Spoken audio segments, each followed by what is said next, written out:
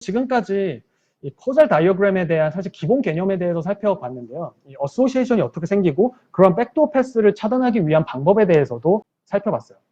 자, 이런 분석을 좀 더 이론적이고 좀 더 포멀하게 확장한 게 바로 이 주데아 펄 교수님이 개발한 스트럭처럴 커절 모델이라고 볼 수 있어요. 이 스트럭처럴 커절 모델에서의 핵심은 바로 이 두 오퍼레이터인데, 주데아 펄 교수님이 이제 제안한 어떤 흔히 코잘 레더 혹은 코잘 하이라키라고 하는 거에서 단순히 어떤 주어진 어떤 코잘 현상을 그대로 관찰하는, seeing하는 게 아니고 더 나아가서 doing한다, 그러니까 개입한다라는 거를 이제 나타내는 의미에서 이제 do 오퍼레이터라고 불러요. 여기서 이 do 오퍼레이터라는 거는 쉽게 말해서 개입한다라는 의미인데 어떤 특정 실체가 있는 액션은 아니에요. 이론적이고 추상적인 개념이라고 생각할 수 있어요. 쉽게 말해서 이 트리트먼트 변수의 부모 노드, 즉 이 트리트먼트에 영향을 줄 수 있는 모든 요인의 효과를 무시하자라는 게 이 do 오퍼레이터의 역할이에요. 그래서 이 do 오퍼레이터 하에서의 X의 확률을 바로 인과적인 효과로 정의하고 있는 게 바로 이 스트럭처럴 커절 모델이라고 볼 수 있어요. 좀 더 예를 들면은 여기서 지금 이 코잘 모델이 있을 때 여기서 지금 PY given X는 인과적인 효과가 아니죠. 왜냐하면 이 컨파운더로 인한 이런 백도어 패스가 열려 있잖아요. 그렇죠? 근데 여기서 do 오퍼레이터를 적용을 하면은 X에 영향을 미치는 이런 것을 다 없애자는 거예요. 적어도 이론적으로는요. 그래서 do 오퍼레이터를 적용을 하면은 이런 애들을 무시하고 계산할 수 있고, 이 상태에서 계산한 값이 바로 이 코잘 이펙트라는 거예요. 그래서 여기 아까 말씀드린 대로 이 do 오퍼레이터는 실제 계산할 수 있는 값이라기보다는 이론적인 개념이고 실제로 계산할 수는 없어요. 그래서 결국 이 do 오퍼레이터를 실제로 추정하기 위해서는 우리가 실제로 수학적으로 계산할 수 있는 어떤 뭐 conditional probability 혹은 conditional distribution, 그러니까 이런 형태, 두가 없는 이런 conditional distribution 형태로 변환해야 되는데, 이런 과정을 우리는 identification이라고 불러요. 그래서 이런 do 오퍼레이터를 이렇게 우리가 실제 추정할 수 있는 이 conditional distribution으로 변환을 할 수 있으면 identifiable 하다고 하고, 그렇지 않으면 non-identifiable 하다고 하죠. 그럼 여기서 그럼 실제로 do 오퍼레이터가 포함된 이거를 interventional probability 혹은 interventional distribution이라고 불러요. 이 do 오퍼레이터가 인터벤션을 하는 거니까. 근데 실제로 이 interventional distribution을 추정할 수 없기 때문에 이 interventional distribution을 우리가 실제 추정할 수 있는 conditional distribution으로 바꾸는 과정에서 필요한 어떤 룰의 집합을 우리는 이제 do calculus라고 불러요. 이거는 그냥 어떤 하나의 공리, 어떤 룰의 집합이라고 볼 수 있어요. 이것도 이제 주데아 펄 교수님이 제안한 어떤 이론인데, 이런 일련의 모델을 이제 스트럭처럴 커절 모델이라고 부르는 거예요. 인터벤셔널 프로버빌리티를 통해서 이 코저 이펙트를 정의하고, 또 두 칼큘러스를 통해서 이 실제로 이게 추정 가능한지, 아이덴티파이어블 한지에 대해서 판단하고 어떤 그걸 통해서 인과관계를 추정하고자 하는 접근이죠. 그리고 이런 변환 과정에서 이런 결국에는 앞서 계속 이 백도어 패스를 없애는 게 결국에는 이런 코저 이펙트를 추정하고자 하는 방식이라고 했는데, 그러면은 이런 백도어 패스를 없애는 방법은 대표적으로 우리가 흔히 이제 백도어 어드저스먼트와 이제 프론트 도어 어드저스먼트라고 얘기를 해요. 자, 여기서 이제 do 오퍼레이터에 대해서 이해하기 위해서 이제 랜덤 어사인먼트에 대해서 한번 다시 살펴보면, 우리가 이제 코잘 인퍼런스의 이 골드 스탠다드가 이제 랜덤 어사인먼트라고 했어요. 포텐셜 아웃컴 프레임워크에서는 이 랜덤 어사인먼트가 이 세테르스 페리부스, 즉 이 트리트먼트를 제외한 다른 요인들에서 평균적으로 모두 비교 가능하게 만들 수 있기 때문에 이 랜덤 어사인먼트가 중요하다고 했죠. 그럼 이걸 스트럭처럴 커절 모델에 대해서 살펴보면, 먼저 이 do 오퍼레이터는 사실 어떤 실제적인 실체가 있는 어떤 액션이 아니라고 했죠. 그렇죠? 어떤 이론적인 개념이고, 그 이론적으로 그런 어떤 연결고리를 끊을 수 있다면 우리는 코잘 이펙트를 추정할 수 있다는 개념이에요. 근데 이게 실제 데이터상에서 어떻게 해야 되는지에 대해서 얘기하는 건 아니에요. 그런데 이 랜덤 어사인먼트는 바로 이 do 오퍼레이터를 실제 데이터상에서 적용할 수 있도록 하는 역할을 한다고 이해해 볼 수 있어요. 왜냐하면은 이 주사위, 그러니까 아니면 뭐 동전 던지기를 통해서 이 트리트먼트를 배정한다면 다른 어떤 요인에 의해서도 영향을 받지 않겠죠. 그러니까 결국에는 이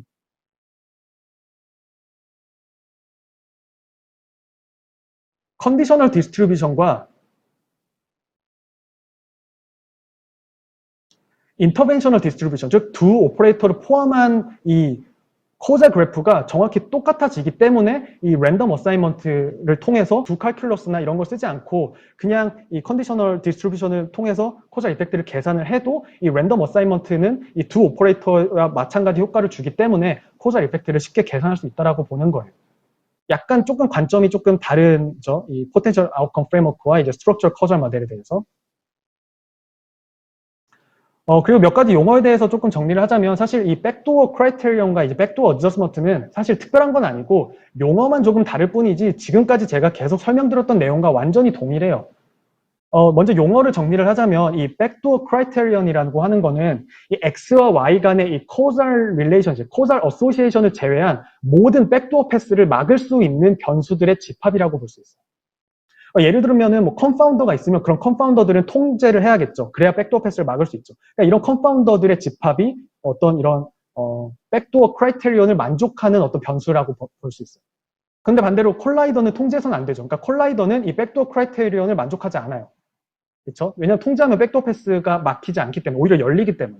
그러니까 이걸 그냥 그저 포멀하게 수식으로 쓴 게 이 백도어 크라이테리언이고 이 백도어 어저스먼트라는 거는 우리가 방금 이 컨파운더를 통제하고 콜라이더를 통제하지 않아야 된다라는 거를 포멀하게 써서 이 백도어 크라이테리언을 만족하는 모든 변수들을 전부 다 컨디션하고 또 컨트롤해야 한다라는 의미예요. 즉 컨파운더는 통제하고 콜라이더는 통제하지 말라는 의미겠죠. 더 나아가서 만약에 디렉트 코자 이펙트만 추정하고 싶다고 한다면은 인디렉트 코자 이펙트까지도 통제를 해야겠죠. 그러니까 미디에이터까지 통제를 해야겠죠. 그거를 포멀하게 얘기를 하면 이제 백도어 어저스먼트라고 얘기를 하는 거예요. 여기서 보면은 지금 이렇게 인디렉트 코잘 이펙트가 있는데 여기에 지금 이 W2로 인한 어떤 이런 하나의 백도어 패스가 있고 또 다른 컨파운더인 C로 인한 또 다른 백도어 패스가 있죠. 즉 이 W2도 막아야 되고 이 C도 막아야 돼요. 즉 이 W2와 C는 이 백도어 크라이테리언을 만족시킨다라고 얘기를 해요. 이런 경우에. 그리고 이런 W2와 C를 뭐 통제 변수를 넣건 매칭을 하건 혹은 inverse probability weighting을 하건 어떤 이렇게 컨디셔닝 하는 거를 우리는 이제 백도어 어드저스먼트라고 부르는 거예요. 그걸 나타내는 게 지금 여기에서 보이고 있죠. 그래서 이거를 이제 이 컨디셔널 프로버빌리티의 노테이션으로 쓰면 조건으로서 이 컨디셔닝 하는 거를 이제 표현할 수 있기 때문에 실제로 이 T는 우리가 관심 있는 그 트리트먼트고 그 트리트먼트 하에서 얘네들이 다 통제가 돼 있는 상태에서의 Y 값을 구하면은 이런 백도어 패스를 전부 차단해서 이런 코자 이펙트만 구할 수 있다. 이게 바로 백도어 어저스먼트라고 볼 수 있어요. 사실 이렇게 용어에만 익숙해지면은 사실 전혀 어려울 건 없어요. 다만 이 스트럭처 커설 모델은 이러한 어떤 접근을 좀 더 수식적으로 표현하고 포멀하게 이제 이론화하는 것뿐이에요. 근데 이런 수식을 통해서 표현하는 것의 가장 큰 장점은 지금 이렇게 말로써 표현을 하는 거는 이런 단순한 상황에서는 좀 더 이해가 쉽지만 이런 상황이 복잡해지면 복잡해질수록 이거를 훨씬 더 설명하기가 좀 복잡해져요. 근데 이렇게 수식으로 표현을 하는 거의 가장 큰 장점은 이것보다 훨씬 더 복잡한 상황에 대해서도 표현할 수 있고 또 그거를 일반화할 수 있다는 게 장점이에요. 그래서 이런 제가 개념적으로 설명드린 부분을 수식을 통해서 일반화하는 게 바로 이제 스트럭처 커절 모델이라고 이해를 하시면 좋을 것 같고요. 만약 지금 이 백도어 어저스먼트처럼 만약 컨파운더를 우리가 변수를 가지고 있으면은 그걸 통제 변수로 넣는 식으로 이렇게 컨디셔닝 할 수 있죠. 근데 문제는 만약에 이런 컨파운더를 관찰할 수 없다면 이거를 통제할 방법이 전혀 없죠. 그래서 등장한 게 바로 이 프론트 도어 어저스먼트라는 방법이에요. 이런 상황이 사실 어떻게 보면 전형적인 어떤 프론트 도어 어저스먼트를 적용할 수 있는 상황이라고 볼 수 있는데 여기서 이제 이 W는 관찰할 수 없는 컨파운더이기 때문에 우리가 통제할 방법이 없죠. 자, 그래서 우리가 그냥 단순히 T에서 Y로 이렇게 추정을 하면은 지금 얘 때문에 이렇게 백도어 패스가 열리게 되죠. 그렇기 때문에 원래 지금 두 오퍼레이터를 적용을 하는 코자 이펙트는 이렇게 돼야 되는데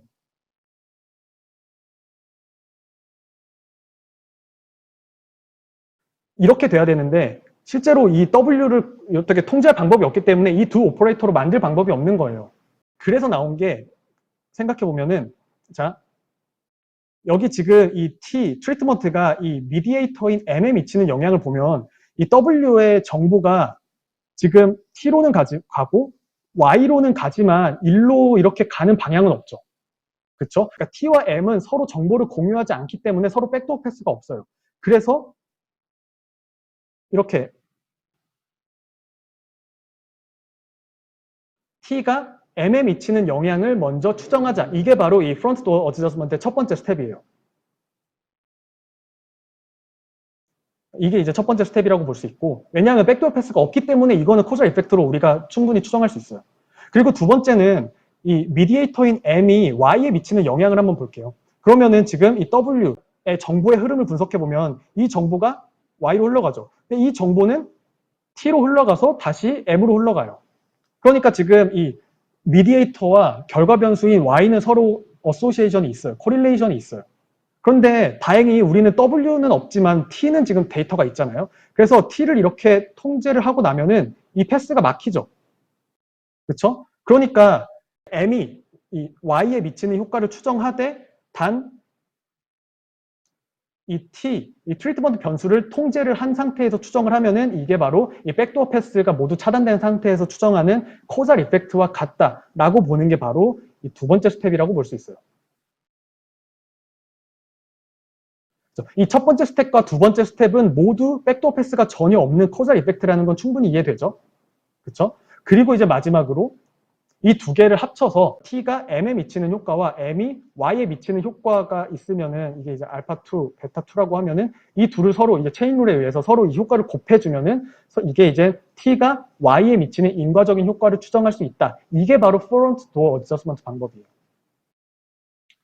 사실 기존에는 이런 unobserved 팩터가 있으면은 어떤 실험 설계나 준실험 설계 없이는 이런 요인을 배제하기 굉장히 힘들다라고 여겨져 왔어요. 그런데 이런 인과적인 구조만 있다면 적절한 리그레션의 설계, 두 단계의 어떤 리그레션을 통해서 충분히 어떤 이런 셀렉션 바이어스나 백도어 패스를 차단할 수 있고 그렇기 때문에 어떤 인과적인 효과를 추정할 수 있다라고 하는 이런 접근은 사실 굉장히 어떻게 보면 포텐셜 아웃컴 프레임워크에만 익숙해져 있는 사람들에게는 굉장히 신선한 접근이었죠.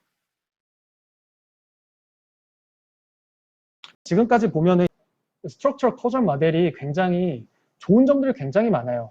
직관적으로 일단 첫 번째로 직관적으로 인과관계에 대해서 이해하기 쉽고 또 오늘은 수식에 대한 설명을 하진 않았지만 제가 말씀드린 이 모든 거를 다 이제 이 컨디셔널 프로버빌리티나 아니면 조인트 프로버빌리티나 아니면은 두 칼큘러스와 같은 이런 수식을 통해서 전부 다 포멀하게 만들어 놨거든요. 그래서 이런 수식을 통해서 제가 설명드린 이런 것보다 훨씬 더 복잡한 인과관계에 대해서도 이 코잘 이펙트를 아이덴티파이 할 수 있고 또 그런 구조만 잘만 고려한다면 방금 말씀드린 백도어 어드저스먼트나 아니면 프론트 도어 어드저스먼트를 통해서 실험 없이도 충분히 인과관계를 잘 추론할 수 있다라는 거죠. 굉장한 장점이죠. 어떻게 보면은 이론적으로 굉장히 아름다운 접근이라고 볼 수 있어요. 그렇기 때문에 많은 연구자들에게 각광을 받고 있고 그런데 저는 개인적으로 이런 이론적으로 너무 완벽한 점이 동시에 이 스트럭처 커저 모델의 가장 큰 약점이고 우리가 주의를 해야 된다고 생각을 해요. 스트럭처 커절 모델은 이론적으로 굉장히 아름답다라고 했는데 문제는 이 이론은 이 주어진 커절 스트럭처 하에서만 작동한다는 거예요. 즉 지금의 이 스트럭처 커절 모델의 이 스탠스는 어떤 현실의 문제에 대해서 커절 이펙트를 추정하고자 할 때 너가 만약 그 현상과 이 세상이 어떻게 돌아가는지에 대한 어떤 커절 그래프를 주면 내가 이론적으로 완벽한 답을 알려줄게 라는 게 지금 현재 스탠스라고 볼 수 있어요. 그래서 아마 대부분의 이 스트럭처럴 커절 모델을 기반으로 하는 연구들을 보면 이런 두 칼큘러스를 통해서 이론적으로 증명하고 그걸 어떤 가상의 연구자가 설정한 어떤 코절 다이어그램 하에서 어떤 시뮬레이티브 데이터를 통해서 어떤 흔히 말하는 컴퓨테이셔널 익스페리먼트를 통해서 우리의 어떤 이런 방법이나 어떤 이런 에스티메이션이 충분히 효과적이다라고 어떤 컴퓨테이셔널 익스페리먼트, 시뮬레이션을 보여주고 마무리하는 식으로 구성이 되어 있어요. 실제 연구 상황에서 적용되는 사례는 아직까지 많지 않다라는 의미죠. 유명한 예시를 하나 들어볼게요. 이 스트럭처 커절 모델을 개발한 이 주베알펠 교수님이 쓴 가장 유명한 책 중 하나죠. The Book of Why에 대해서 아마 많은 분들이 접해보셨을 텐데 거기서 이제 그 프론트 도어 어드저스먼트의 예시로 나온 게 바로 이 흡연과 폐암 간의 관계예요. 여기서 보면은 지금 이 흡연 성향에 영향을 주는 어떤 유전적인 요인이 있을 수 있죠. 근데 이런 유전적인 요인은 관찰할 수 없죠. 보통의 경우는. 이런 어떤 흡연에 영향을 미치는 이런 유전적 요인은 또 동시에 폐암에도 영향을 미칠 수 있어요. 그렇기 때문에 단순히 흡연과 폐암 간의 관계를 통해서 이 코잘 이펙트를 추정을 할 수 없어요. 왜냐하면 이렇게 백도어 패스가 열려있기 때문이에요.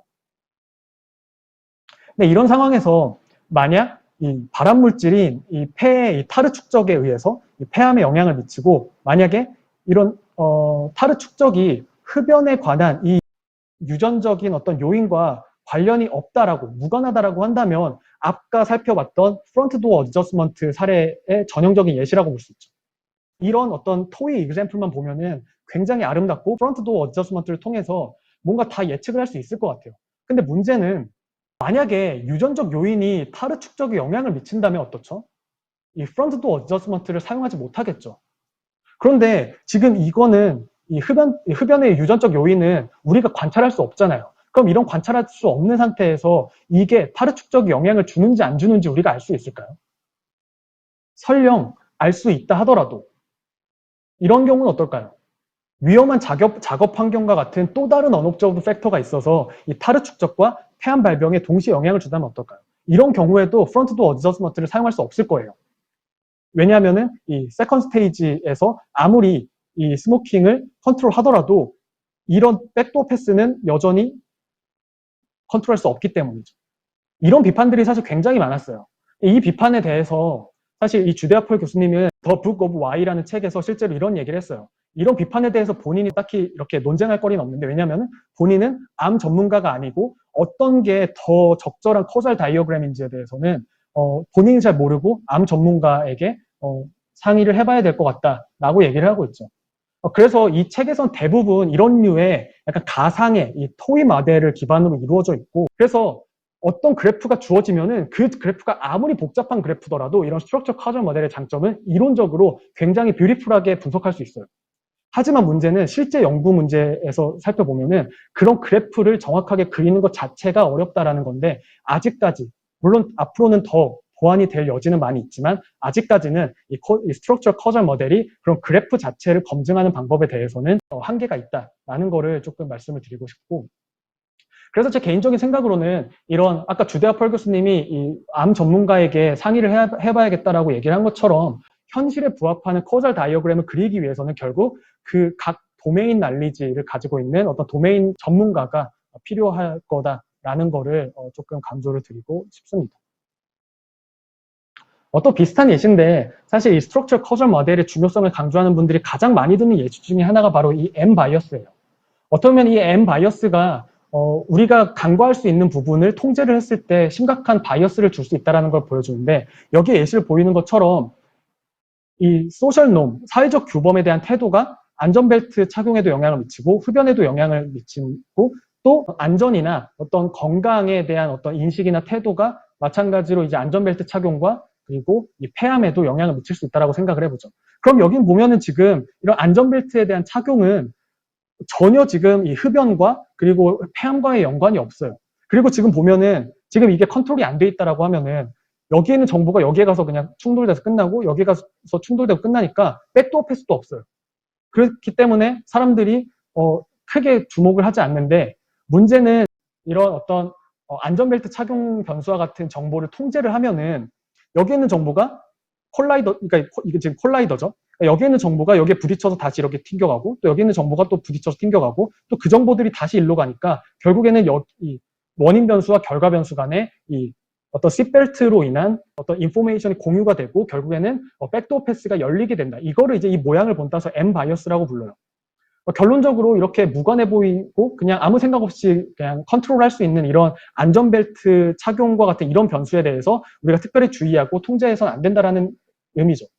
이걸 보면 사실 연구자들이 굉장히 좋아할 수밖에 없죠. 굉장히 카운터 인투이티브하고 이론적으로 굉장히 말이 되는 방식으로 기존의 방법을 비판하고 있어요. 다시 한번 말하지만 이론적으로는 사실 깔 부분이 전혀 없어요. 굉장히 완벽한 설명이고 접근이에요. 하지만 문제는 이런 관계에 대해서 우리가 어떻게 증명할 수 있을까? 만약에 여러분들이 5개의 변수를 고려한다고 하면은 총 5 컨비네이션 2, 즉 10개의 조합이 있는데, 이건 또 디렉티드잖아요. 그러니까 방향성이 있기 때문에 A to B와 B to A가 다르죠. 그러니까 5 퍼뮤테이션 2에서 여러분들 5개의 변수가 있으면 총 20개의 관계가 있고, 그 20개의 릴레이션십에 대해서 여러분들이 모두 증명하고 설득할 수 있어야 돼요. 무슨 말인가 하면, 만약에 이 M 바이어스는 이론적으로 너무 맞는 말이고 중요한데, 만약에 이런 건강과 안전에 대한 태도가 흡연 여부에 이렇게 영향을 준다라고 하면 어떨까요? 이럴 경우에는 이 안전벨트를 통제하면 M 바이어스가 생기지만 반대로 통제하지 않으면 통제하지 않으면 이런 어떤 백도어 패스가 열려요. 그러니까 여기서 이거는 이 코자 이펙트를 아이덴티파이 하지 못하는 경우예요. 그러니까 딜레마인 거죠. 결국에는 통제를 해도 바이어스가 생기고 통제를 하지 않아도 바이어스가 생기는 거예요. 그래서 얘는 관찰되지 않기 때문에 통제를 못하기 때문에 얘를 통제하면 얘가 간접적으로 이렇게 통제가 되기 때문에 이런 백도어 패스도 막힐 수 있는 건데, 그러니까 결국 이런 경우는 통제를 해도 문제, 통제를 안 해도 문제인데, 결국 이런 경우에는 이 두 바이어스 중에서 어떤 게 더 크리티컬한지에 대해서 연구자가 스스로 판단을 해야 하고 이 안전벨트 착용에 대해서 컨디셔닝을 할지 말지를 결정을 해야 되는 거예요. 근데 더 나아가서 이런 사회적 규범에 대한 태도가 안전에 대한 태도와 서로 관련이 없다는 건 어떻게 증명할 수 있죠? 이 사회적 규범에 대한 태도가 폐암에도 영향을 미칠 수 있다는 거는 또 어떻게 증명할 수 있죠? 또 만약에 그런 관계가 없다면 그런 관계가 없다는 걸 또 어떻게 증명할 수 있을까요? 안타깝게도 지금 단계에서는 이런 코잘 다이어그램에 대해서 검증할 수 있는 방법은 없고 이런 분야에 대한 전문가의 어떤 도메인 날리지에 의존할 수밖에 없어요. 그래서 앞서 말씀드린 대로 앞으로 점점 더 이런 한계점을 극복할 수 있는 새로운 방안들이 많이 제시가 되지 않을까 생각을 합니다. 하지만 제가 강조드리고 싶은 부분은 이런 스트럭처 커절 모델을 고려를 할 때는 반드시 이런 커절 스트럭처가 제대로 현실을 반영하도록 제대로 구성되어 있는지를 조금 더 유의하고 더 많이 신경을 써야 된다라는 부분에 대해서 강조를 드리고 싶고요.